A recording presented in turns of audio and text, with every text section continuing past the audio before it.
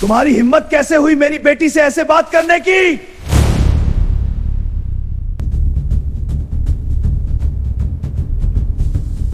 بیٹا آج طبیعت بہت خراب ہے، زیادہ خچرہ مت کرنا بیٹا۔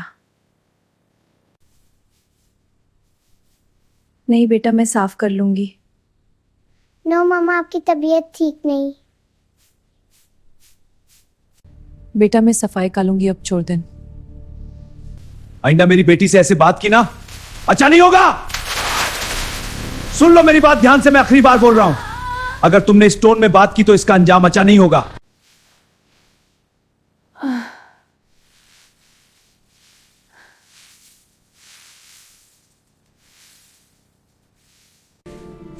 بیٹا ماں کے پاس سب ٹھیک ہو جائے گا۔